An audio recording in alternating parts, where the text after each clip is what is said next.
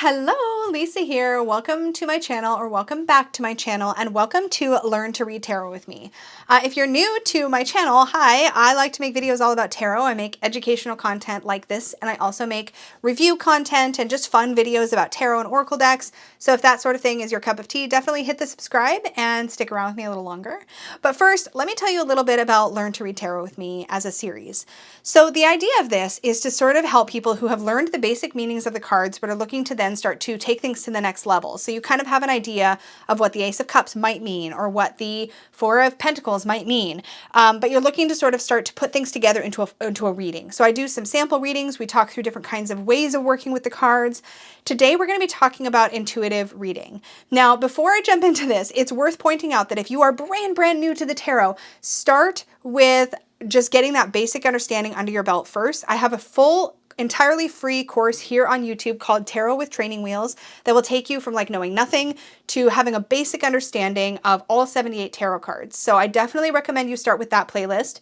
Or if you want to dive a little deeper, I do have a full, more in-depth course that's like Tarot with Training Wheels but goes quite a bit further, called Tarot Bootcamp for Beginners, and I will put a link to Tarot Bootcamp for Beginners down below.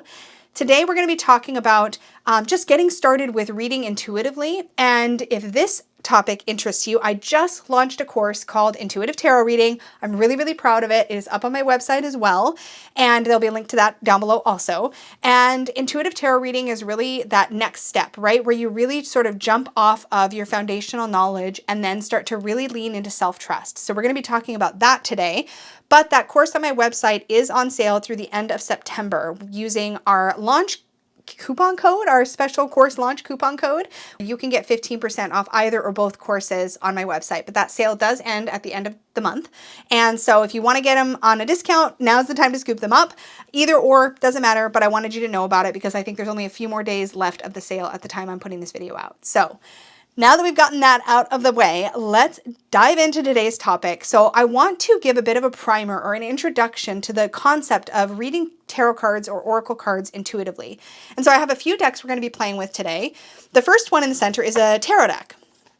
This is the Carta Postal Tarot. It comes in this beautiful box, cartapostaltarot.com. I will have a link to all the decks that we're using today in the description box down below. This deck was actually sent to me by the creator, and it's delightful. I actually used this deck in my September Unicorn Fam channel member readings, and it was such a joy to work with this deck. There's a lot more to it than meets the eye at first glance, so there's a lot of fun Easter eggs as you go through it, which is really cool, and I really enjoyed working with this deck. So this is going to give us a real sort of photographic deck to kind of work with for our sample reading, so I'm going to do at least one sample reading using this deck. And then I've also got two decks that have no structure. So this is a tarot. It's based on the tarot structure. These two decks are, I wouldn't even call them oracle decks. So this is a card game deck called Dixit, and this is a expansion pack. I feel like this is still like in the same order it's been in like the whole time I've had it. So I'm going to just shuffle it real quick. It's an expansion pack to a game called Dixit, and it's a story building game, I believe. I've never played Dixit. I have no idea. But different expansion packs have different kinds of art, and this one just had art style that I was really drawn to. So I scooped this one up. This is the kind of deck that there's no meanings, there's no guidebook, there's nothing. You have to discern a meaning from it based on what you see on the card, which is really fun and a great way to experiment and test your intuition. And it's definitely something that we get into at working with in my course. So I thought I would kind of cover it here, kind of show how that might look or how that might work once you get comfortable with intuitive readings. We're going to go through that as an example. And then I also have this deck. I keep forgetting how I found out about these, but it was pretty recent. I would say in the last few months. I always forget, so I'm not going to try to guess. But if you know, if it's you, because it could be you watching this video right now. If it's you, if you have made a video featuring this deck, it was probably you. So please let us know down below. So this is called the Interactive cards, and these are actually a psychological tool, but similar to the Dixit cards, they have all of these images, and they're very archetypal, these images. They really give a strong feeling of one kind or another, which is what's really interesting about them. So this one has a lot of that sort of emotive feel. So this could be a little bit less difficult to work with than something like the Dixit cards, which can be a little more abstract. because there's definitely a clear thing happening in all of these cards. Now, this is not a kind of deck I would necessarily recommend to everybody, because I could see some things here that could be really difficult for some people to see, but I find that it's really an interesting one. That is the interactive cards. I will have a link to where you can, I will have a link to the interactive brand company website, and they do have a list of retailers. So I basically, when I got this deck, I did not get, don't get it on Amazon. It's like really overpriced there. But I basically went to the interactive website and looked for any of their authorized retailers, and I found a Canadian website who carried it and ordered it from them. It was a great experience. It was really inexpensive. And so yeah, anyways, that's the interactive cards. So we're going to be using those today. So we're going to start out with tarot because I think it's going to be the easiest to talk through the basics. So in a nutshell, if I was asked to describe what intuitive tarot reading really is, it's when we lean a little bit away, or at least don't rely heavily on, our memorized meaning of the card, and instead go with whatever we're feeling, thinking, hearing, seeing, noticing, whatever pops into our mind in that particular moment. That's what we kind of roll with.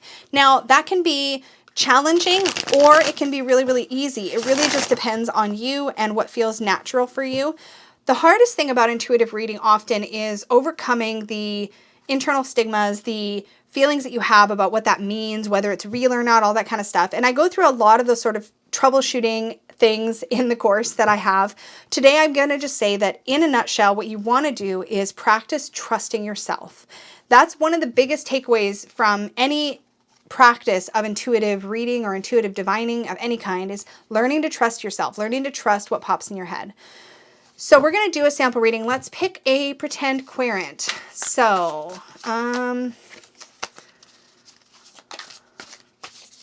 Natalie. I'm going to pick Natalie as our pretend querent's name.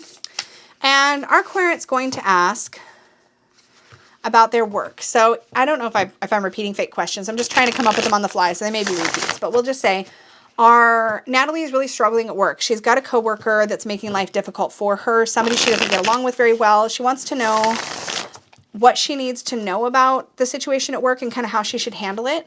So I'm just going to pull a grouping of 4 cards without fixed spread positions, and we're going to do a sample reading based on that question. So Natalie's got this difficult work situation, this kind of toxic coworker, somebody who's making life difficult for her on the job. She's kind of wanting to know what she needs to know about that situation and what she can or should do about it.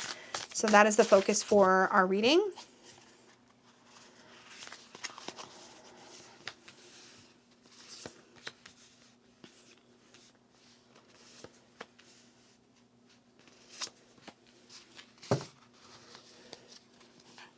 So without thinking too hard about the meaning of any of these cards, and this is the challenging thing when you're using a tarot deck for this.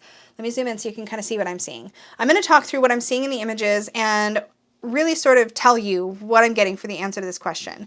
So in this card, I'm seeing a girl releasing a bird who has a note. So kind of releasing like a carrier pigeon or a messenger pigeon. The next card over, we have this kind of sassy look on this character's face. In this card over, we have somebody holding crossed swords and like coming right at us in the foreground. And in this card, this person looks kind of content and comfy. She's got a soft smile on her face. She seems good. So just based on the visuals, okay, I'm going to say the answer to Natalie's question goes a little something like this. I think it's going to be really important for you, Natalie, to actually communicate what your issues are, probably to somebody who has the authority or the ability to step in and help the situation. I do think it's really important that you hold on to your confidence and you don't let this person shake you or make you feel like you need to hide or run away. Don't essentially give up if you enjoy this job otherwise and it's good for you, don't walk away from it just because things are getting sticky. It's going to be really important for you to hold your ground in this matter and really like sort of stand in your space, take up the space at your job and really be present for it. I think if you do those things, if you communicate, whether directly to this person or to somebody who can help step in and mediate or help the situation like a supervisor or manager, something along those lines, and you don't cede your ground, you really stand firm, I think you're going to find that things settle and you're able to be comfortable and have peace on the job. So if I can kind of break down what I just did visually, I hope you can see what happened. But I really let myself sink into the body language and the images in front of me. I really let myself follow the story that these pictures were telling me. And I tried really hard not to pay attention to the meaning of the cards. Now, if I was to take and try to ignore all the visuals, in fact, I'm actually going to do this. Let's make sure these are not upside down because that's going to bother me later. Okay, so I'm going to just cover up the pictures for a second and see how I might have read this if I wasn't looking at the pictures, if I was just thinking about these cards and what it is that they mean, okay?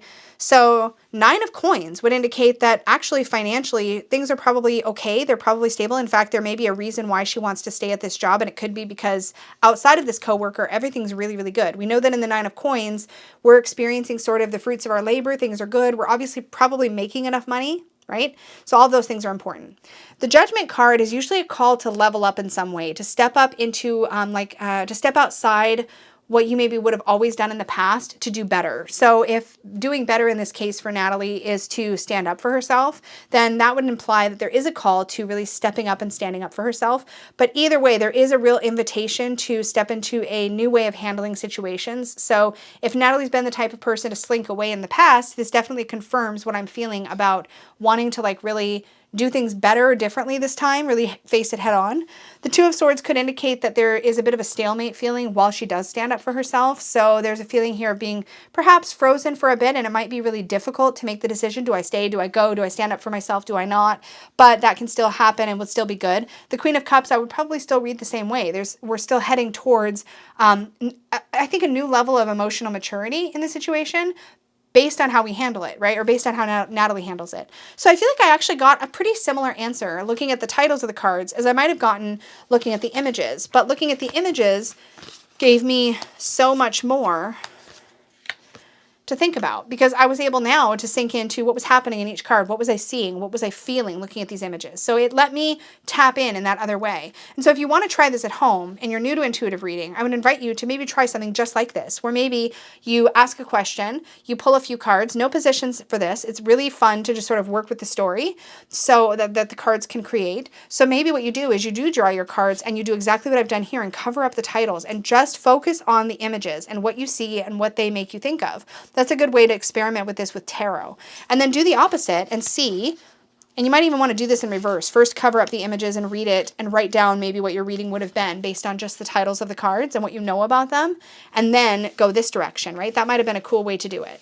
So that might be something to try if you want to kind of experiment with how does this feel, and like what does intuitive reading feel like? Like how you'll find that when you first do this, it feels really awkward and uncomfortable because you're not leaning heavily into what you already know. And it's helpful to practice it with a deck that when you cover up the titles, you might not completely be sure what card you're looking at right away. Like you want to slow down that process of leaning into your academic or your memorized meaning or knowledge of the cards, right? So I was like, we didn't have the 9 of Cups. No, we had the 9 of Coins. Okay, I was sorry. I was like, I don't remember seeing this image. And then those were the cards that we're covering. That's why. Okay, so let's zoom out. That should give you a rough idea of what the process can look and feel like. Now, obviously, I get into a lot more detail in the course because there's a lot of different angles we can come at this subject from, a lot of different ways to approach intuitive reading that can really, that course is about finding the method that works right for you, figuring that out, kind of hashing it out, practicing, playing with it. With this, we're really just looking at just beginning the process of seeing what it feels like to not go just off of, say, a memorized meaning on the card. So now let's step a little to the left and go a little harder. So we're going to go from this, which has photograph type images, obviously, and has that association with the tarot. We're going to set this deck aside. I'm going to put it back in its box so I don't forget to put my things away. Won't that be good? And I'm going to pull out the interactive cards, which still have people-y images. There's still scenes. There's still clear things happening on the cards. And we need another sample question. So let's look at this from a different angle. So you're running a small business. We need a name. Let me think of a name. Let's go with James. James has a small business and he's feeling like things are going, he just feels insecure about it right now. Maybe he's only in his first year at this business and he wants to know if he's on the right track, if he needs to make any major shifts. Is he, how's it going? So we're going to use these cards in the same way we just did the tarot. We're going to pull 4. We're not going to come in with any spread positions, but we're going to look at what's going on with James's business and how can we help him get clear and get some confirmation or find out how and where he needs to pivot. I know it's a big question. We're going to try it. We're going to see what happens. All right. So let's just see what comes out here. Oh, this is awesome. Okay. So I'm going to bring these into the center and zoom us in. So Let me answer James' question with these images that I have in front of me.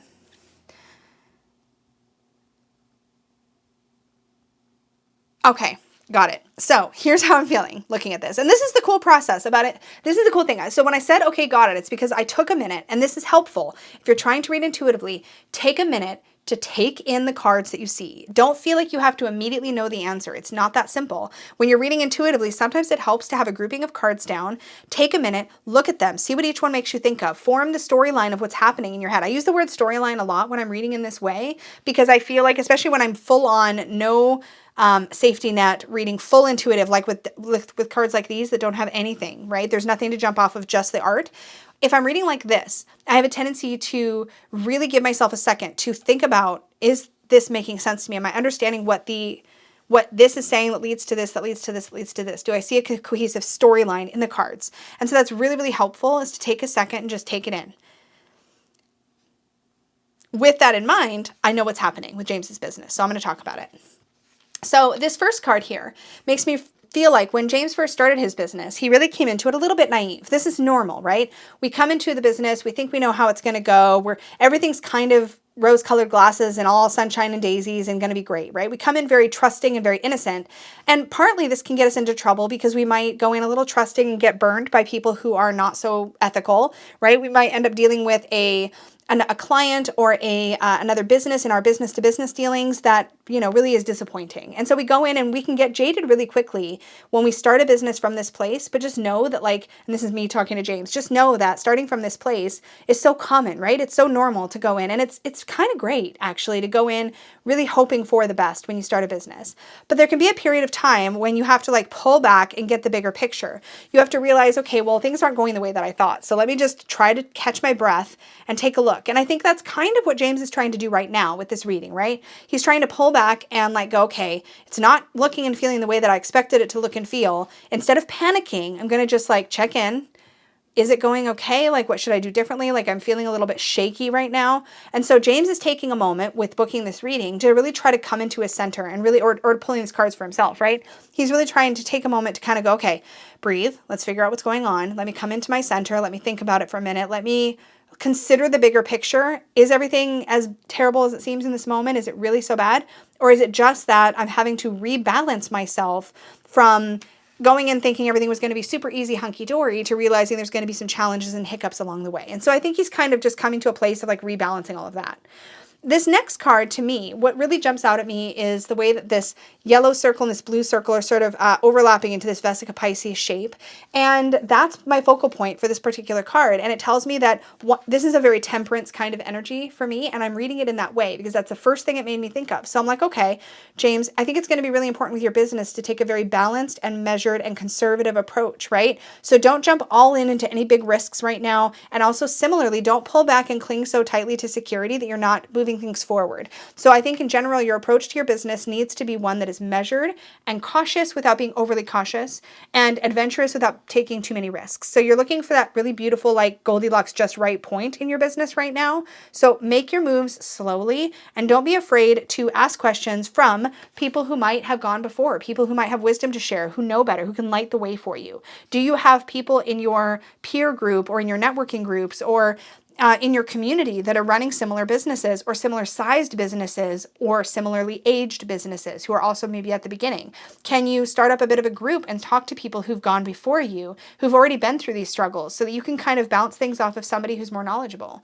So if I were to take all this in and give an overall message to James, it'd be like, okay, things aren't looking exactly as you expected them to look, but I'm not getting any signs in these cards that anything's going really all that wrong.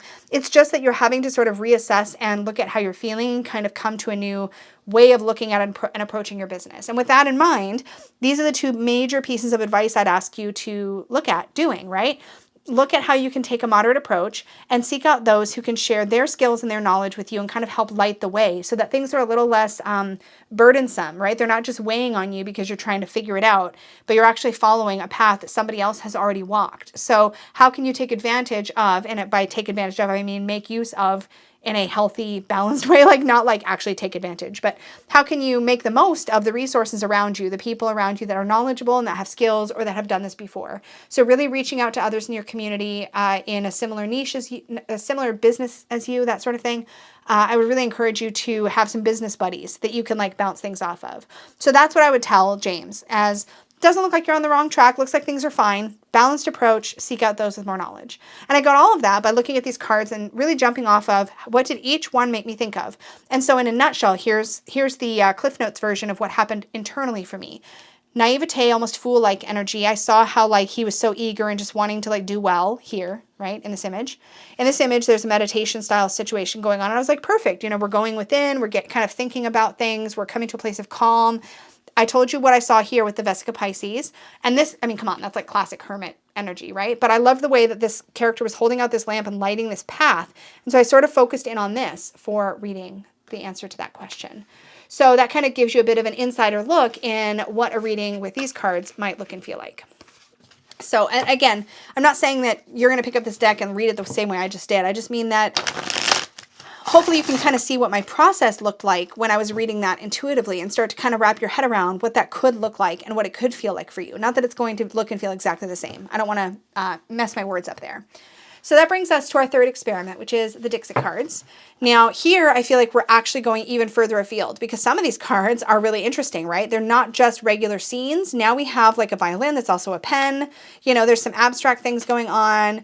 You know, there's a monster. There's all kinds of different situations. So who knows what will jump out at me from any given card at any given moment, right? So with that said, we need a question. So let me think. Let's see. We've done business and work twice. So let's do something personal. So let me think. Let's do a relationship checkup reading and just see. Client, we need a name. Shay. So Shay is coming to us and is asking us to kind of take a peek inside her, the energy surrounding her and her existing long-term relationship. She's got a, feeling that she needs to know something, that something's like, needs to be looked at. And she wants to know what that is and what maybe she needs to know about her relationship, if there's anything she needs to action in her relationship right now, that kind of thing. So we're going to answer that question for Shay with the Dixit cards. Same thing as before, 4 cards, no safety net, just seeing what comes through.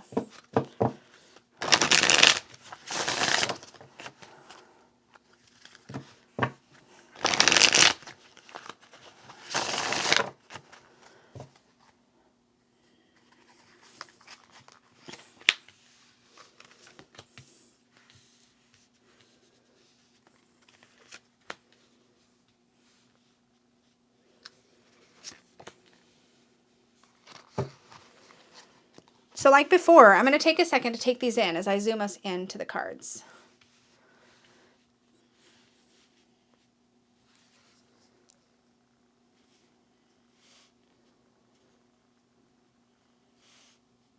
Okay, I've got it. So that was my moment to kind of go card to card to card. Do I see the progression? Do I see a story? Do I understand what's happening and what each card is trying to tell me? And again, that's sitting with each card. And now for me, this is pretty quick, but I do this all of the time because this is really how I read, even with traditional tarot decks. I always read this way to a degree. Being intuitive in the way that I approach the cards has been my thing for like years and years. So yes, I use the academic, but I guess what I'm trying to say here is don't freak out if when you lay out the cards, it takes you several minutes of staring at them and looking at each one and thinking about it before you know what each one is saying. And it might be even better to start with just like 1 or 2 to answer a question, right? I'm just doing this for demonstration purposes. So yeah, don't judge yourself if it's longer. I mean, I'm quick because I do it all the time, but that's, yeah. Anyway, disclaimers aside, let's get into it. So Shay, here's what I found out about Shay's relationship with this set of cards. In this first one, it's become clear that somebody, you or your partner, are really, really, really busy. Like either really caught up in a personal project or really caught up with work. There's just this feeling of work taking up space in the relationship, or the work or the project taking up all this space, and there's not really any room for your relationship. So there's the reason I think you might be feeling unsettled is because you're sensing that this thing is taking up more energy, more space, more of your oxygen in your relationship than the two of you are. And so that's the first thing that you really want to take a look at, is where is work really interfering and kind of creating a space where you can't properly come together and connect with each other in your relationship. That's the first thing I think that really needs to be looked at. But what I see in this card is that actually things are okay. Like the foundation of the relationship is generally good. We do have another problem to address in the next card, which we'll talk about. But first, this arrow right through the center is like, you're on target. Things are actually all right, but there are some underlying things you don't want to let fester and continue, the work being one of them. But this to me is your confirmation that the relationship as a whole is okay. You're on fairly solid ground. The foundation is secure. And so in general, you're already on target. Again, just address the work thing for sure. This third card over lets me know that one of you or both of you is feeling as though the other one is not appreciating or seeing what they're putting into the relationship. So one or both of you is feeling like you're like, a good example, okay, a good example for what I'm seeing from this card is one of you is always doing the dishes. And while that's fine, and it's like, okay, the dishes need to get done, whatever, no big deal. At the same time, the person who's doing the dishes all the time kind of hates doing the dishes. Like they freaking hate it. So it's miserable for them in some way, but they're still doing it. And so the other person is looking at them doing the dishes going, oh, that's so nice. They're doing the dishes. And is like seeing this like very rose-colored glasses view of the dishes, right? Like, oh, it's no big deal. See, that's no problem for them. And so there's a subtle sort of taking for granted energy here where one of you or both of you is doing something that's really hard or uncomfortable or unpleasant for you in order to serve the relationship. And the other person has no concept that you're making it look all easy and whatever because you're just doing what you're doing or they're doing what they're doing. But underneath that, there's actually a lot of stress and unpleasantness. And so there needs to be a more open communication to kind of break down that barrier of what it looks like versus what is actually happening. If one of you is quietly miserable about a thing you're doing for the relationship and not speaking up, then this is the time to kind of bring that out into the open and say, okay, I know it looks like everything's all hunky-dory and everything's coasting along and it's good and it's easy. I'm actually really struggling and I'm really feeling the oppression of this work that I'm doing. And I really need maybe I just need more appreciation or more acknowledgement, or maybe we need to redistribute things so I'm not always having to do this thing that I don't like doing, right? And then the fourth card over here shows this like real bright, positive light. Again, I feel like further confirmation that these are small things that can be easily handled and they're short-term stresses. These are not the kind of thing that are going to like break apart your relationship. You don't have a tower looming on the horizon where things are going to all come crumbling down. These are just things where it's easy that for things like this to sort of take root in a relationship and sort of get bigger and bigger in how they feel.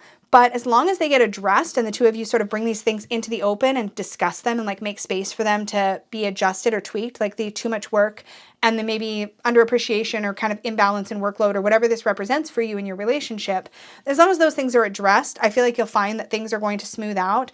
These two cards are both very, very positive. To me, they imply that things are going well. There's this glow and positivity in general to the relationship that I feel here. And here I got that on target energy coming through. So in general, things are good. It's just about addressing the small things and not letting them go by or slip by unnoticed or undiscussed. So that would be my reading for Shay and her relationship based on these four cards. So I think because of how I like talked about each card, it was clear how I got the individual pieces from each card. But let me recap so that you see what happened in my brain. This card gave me almost like Harry Potter vibes. You know that scene where, let me zoom this back in actually. You know that scene where all of the letters come flying out and attacking the Dursleys because, you know, from the fireplace? That's almost what this felt like. But I see almost like this fireplace. That's what I saw. I think it's actually meant to be a cave, but it doesn't matter. I saw a fireplace and then I saw all of these books and papers all like sort of kind of flying around and weighing down this fireplace. So it made me think of like a cozy living room where people are just hanging out trying to have some personal time. And then all of this work and books and stuff is in the way. And so that's how I got there with that message that came through from this card for Shay and her relationship. I think this one's pretty obvious. The arrow has hit dead center in the center of this shield. To me, there's many places you could have taken this, but to me, the thing that really stood out was that it hit dead center. Things are on target. They're going well, right? There's sometimes some misses, but we're on target generally. And then I think this was really a telling one, right? We have this wind. Now there's a lot of, again, this is industry versus, you know, a wind mill? Question mark? Is that what those are called? Windmills? I feel like, no. I feel like it's called a wind. whatever these are called. I'm sorry. I don't know the name of things. But what really struck me about this, like I know that this is about energy and like how we're getting electricity for sure. There's this idea of pollution versus not pollution and all that. There's tons of places you could have taken this image. But what stood out to me was the idea that it looks really serene here and really chaotic and heavy here. And so that immediately made me think of an imbalance in the relationship of somebody who's maybe presenting this on the outside but feeling this on the inside, because the question was about relationship, right? So that's what jumped out at me. So I went with it. I trusted it and I used that in my reading. And then this third card, all I really kept focusing on, and I see now actually that there's a lion shape here glowing in that image. I never saw that during the reading. All I saw was this beautiful forest path and a light glow, a really positive feeling glow here.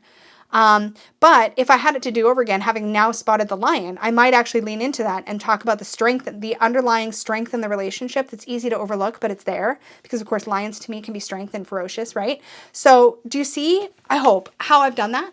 This is one of the things that I think is so incredible about intuitive reading is about you get the opportunity to get into a place with divining or playing with cards that goes a little away from the quantifiable, the simple to understand, and takes us to some really, really, really unique, fun places. It's why I'm so passionate about reading in this way, and it's why I wanted to create the whole intuitive tarot course in the first place. So being able to learn how to access that information is at a bare minimum, it's about practice, right? Everything aside, course aside, all that stuff aside, know that anybody can do this, okay? Anybody can do this. A lot of it is just about laying cards down and practice, practice, practice, practice, practice. There are certainly ways we can get technical about different methods to access that information. But in general, you see the process. You lay down the cards and then you look at the images and you start to listen and trust what comes through. Now, comes through is a whole rabbit hole that I do enjoy going down, but I can't do it in the time we have today. But just know that anybody can just lay cards and start playing with what they're telling you, and they don't have to have any kind of sacredness to them. You can pull out any card that has, or anything that has imagery on it and do this with it. Art, photographs, art cards, these are all obviously art cards in a way, right? Photographs, old photographs, postcards. I mean, anything can be turned into a divination system in this way. But a lot of that is about practice. And I happen to really respond well to color. So a lot of the systems that I use when I do this kind of thing lean heavily into color. I liked this particular Dixit pack, which I will link in the description box down below in case you want to pick up this specific one. But I liked this one because I noticed that the colors were really bold and vivid. And I like that. I just like that. I respond well to that. So I know that that works well for me in my brain. But yeah, that is a little glimpse at reading intuitively. I hope that this episode of Learn to Read Tarot with me has been helpful. I hope you picked up a few tidbits that can help you in your readings. If anything, I hope just watching somebody read in real time like that, like even though it's for a fake querent question, usually somebody will stumble in here to this video and be like, that was about me and my situation. But even though it's fairly generic in that way, I hope that seeing a reading unfold in that way still gives you ways to take in new ways of working with your cards. That's my goal for this series, is just that you take away something that helps in some way. So thank you so much for joining me for this episode of Learn to Read Tarot with me. As always, extra big thank you to my Unicorn Fam channel members. Thank you so much. If you are interested in becoming a member of the channel, I have different tiers with different levels of extra stuff that I do here on the channel. There is a join button in the description box. Well, there's a join button next to the subscribe button, and there's also a link in the description box you can check out. But thank you all so much for watching this video, for engaging with the content. Thank you for your likes and your comments and your subscribes, because that helps YouTube know that you like this content and you want to see it in your feed. So I really genuinely appreciate anything you do to engage with the content here, and just being here and watching is the thing I'm the most grateful for. So thank you for that. As always, I will see you guys in the next video, but until then, may your magic always shine from the inside out. Bye!